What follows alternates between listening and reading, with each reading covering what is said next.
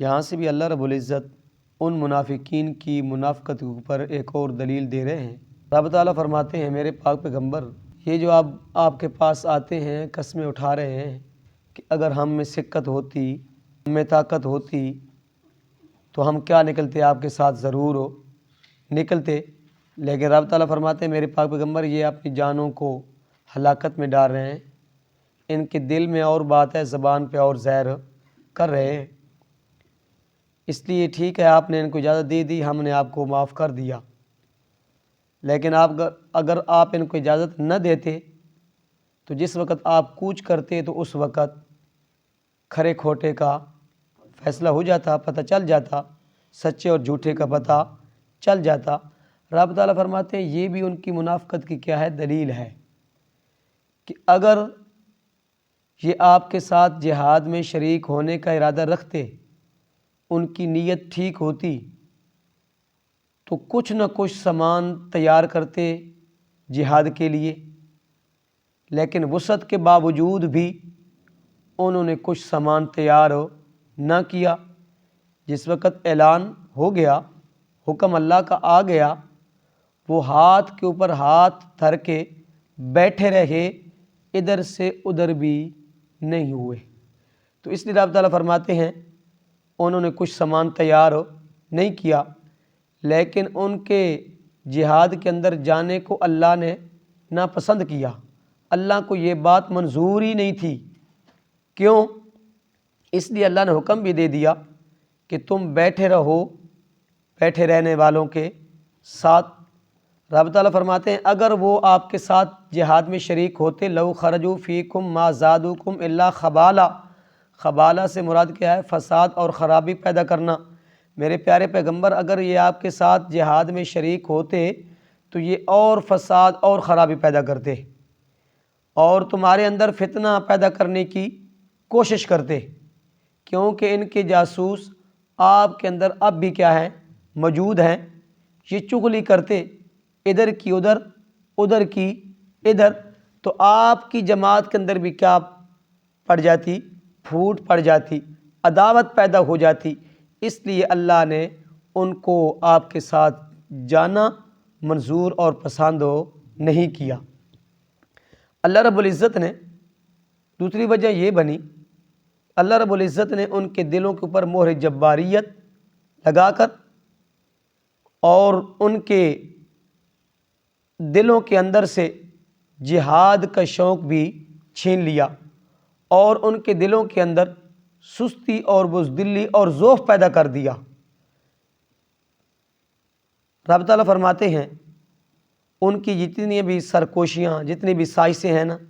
میں کیا کرتا ہوں ان کو خوب جانتا ہوں۔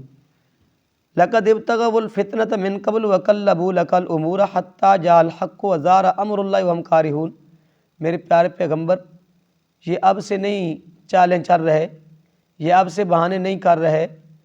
لیکن اس سے پہلے بھی وہ کئی آپ کے مخالفت کر چکے ہیں، آپ کی مخالفت کر چکے ہیں اور آپ کے معاملات کو الٹ پلٹ کر چکے ہیں، لیکن اللہ کا حکم، اللہ کا وعدہ کیا آ گیا، سچا آ گیا، اور اللہ نے ان کی ہیلوں کو،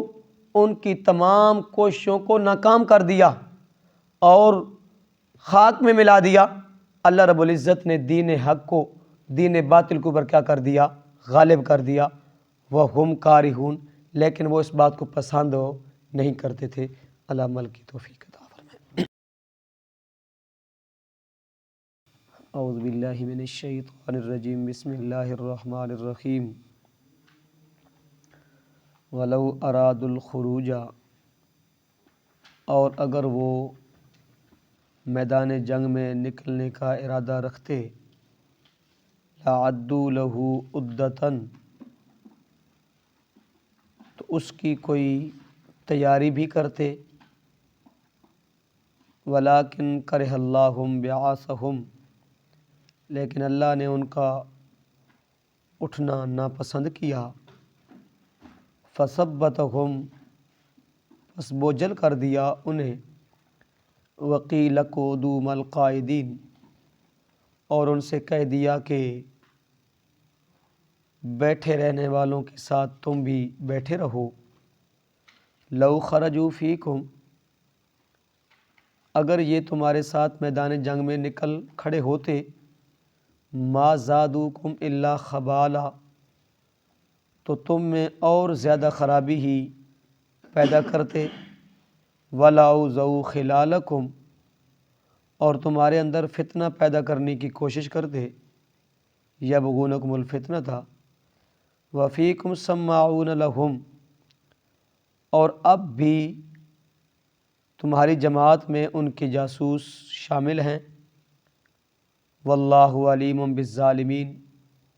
اور اللہ تعالیٰ ان سرکشوں سے خوب واقف ہے۔ لقد ابتغوا الفتنۃ من قبل، اور اس سے پہلے بھی فتنہ پیدا کرنے کی کوشش کر رہے ہیں، وقلبوا لک الامور، اور آپ کے لیے معاملات کو الٹ پلٹ کرتے رہے ہیں، حتی جاء الحق وظہر امر اللہ،